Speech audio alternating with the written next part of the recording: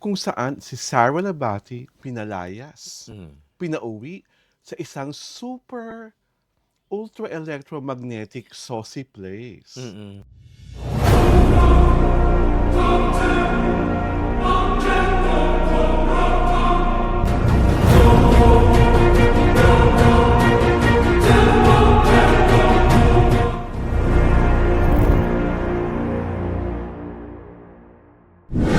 This is not talk about in hushed tones and in whispers.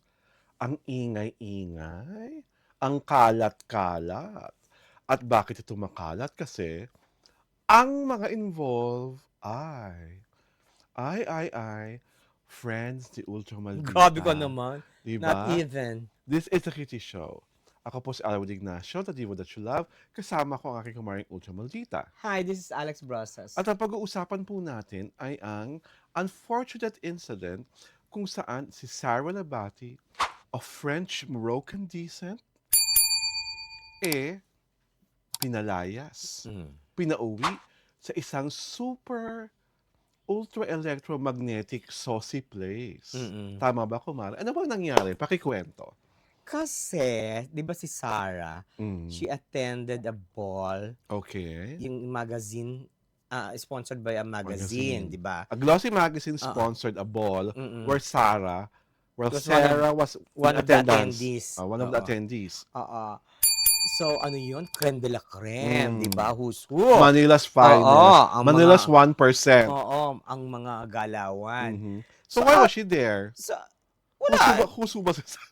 Ano? Is she part of the who's who? Or the top 1%? Kasi mga social kasi di ba? So belong siya Elegante. doon. Oo, belong siya doon. Hindi naman siya doon, gakacious. Invited. Hindi siya ano. Hindi siya gakacious. Hindi siya gakacious. Invited siya. Oo, kasi you have to present yung di ba? Formal Ano ba? invite. Oo. Was she with someone when she attended? I don't think she Or was she with came someone. alone? I don't think she was with someone. Siguro, at the most, she was with her friends because I wasn't there naman. Di ba? You were not there in that ball? Well, Dapat nandun ka. may omission. That ball will never be complete without you, Mare. Oh my God! Okay, then what happened? Apparently, After the ball, apparently, everybody wanted to to wash up, syempre. after the ball, they want to have a more good time. Oo, parang recap, mag-midnight recap tayo. Oo. So they went to a bar. Okay. Oo, na chichi bar, social ang bar. Chichi bar na. Oo. Okay. Ang pangalan ay nakakaloka, di ba? nakakaloka, Oo. di ba? Dahil- Tapos, ang unang pumasok yata, according to the kwento, was a beauty queen, Mhm. kilalang kilala. Mhm. Tapos, a former model, Mhm. kilalang kilala din. Tapos, yung isang young socialite. Adult, ang socialite. Mm-mm. Okay. Yun.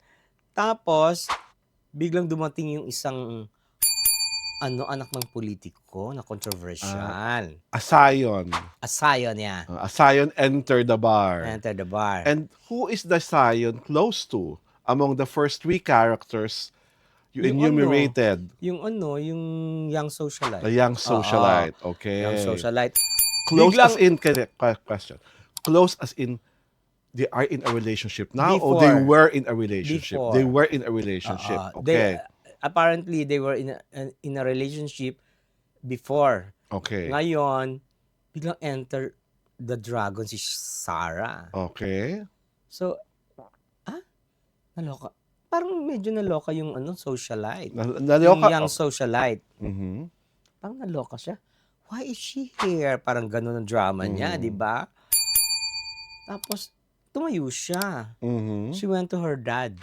Oh. That's a kwento, ha? Who is a very powerful businessman. Oo, mogul, A di ba? mogul, yes. Diba? Tapos, Bumulong sa daddy. bumulong sa daddy. Mm. Sarah just entered. Mm. Parang ganon. Parang, syempre, ano naman ko, mentor. Mm. So parang baka siguro binulungan pa na, I don't want her to be inside. Parang Curious ako. May isang part ng narrative na kulang eh. Ano meron si Sarah dun sa young socialite for her to request ang kanyang businessman father. Anong meron? Kasi nga, May 'di ba? apparently, Apparently, the young socialite was the ex of the okay, Sean, of the of Zion. the Sion, 'di ba? Oh. The Sion was recently romantically linked to Sarah. Ano Ah! ka ba? Kasi di buo yung kwento. So ngayon get ko na. Oo, kasi ikukuwento ko pa yun, eh. Ah. Sa huli yun ang ano, Mm. kasi yun ang clinching story. So, maya-maya yung father ng socialite, may mga kinausap ng For people. uniform people from the bar, Mhm. chuchu. Tapos Nilapitan ng nilapatan maayos. si Sarah, Nilapitan ng nilapitan maayos si si Sarah. Sarah. Tapos she was asked to leave the place. Hindi Oh. na umeksena si Hindi na umalma. hindi na umalma, syempre, She did parang not create a scene. wala siyang eksena. In true Social fashion, social 'di ba? fashion. Hindi niyo ako feel, hindi ko rin feel. I will not go Ganon. I will not go inside where I'm not wanted. Mm-mm. So did the Zion came after Sarah? No. No. Mm-mm. Is the Zion aware that there was such a thing that happened? Well, probably. It was not part of the report. It It was wasn't part of part of the the report. reportage. Ang ano ko lang doon is probably. Probably. Yung lang ang hinala ko, di ba? Sa akin doon, maling-mali yung ginawa ni Young Socialite. Pinaalis mo yung present apple of the eye ng iyong ex. So, syempre, pwedeng umarte si Sarah Labati na napahiya ako, kinawawa ako, ganyan. Lalo maiindiger. Meron Sarah pang isang side of a story. ano naman isang side? Yung isang side of the story, parang pinalalabas na this affluent group, they don't like celebrities. Parang ganon. Parang they wanted yung mga yung mga affluent then in their clique. Exclusive. Hindi, parang, naku, we should not mingle. We should Well, not, that parang is- ganon. That is the second story, which I am not, Pero still, that is debatable because the beauty queen is also a celebrity in her own right. Right? Ano pa yung isa? Model. That model is also a celebrity. So, parang mas kapani-paniwala yung angle A kaysa sa angle B. Because if you are a bar, you entertain all people who can bring in the money. As long as they're paying customers, di ba? Diba? Sosyalin yung bar, di ba? Mamahalin.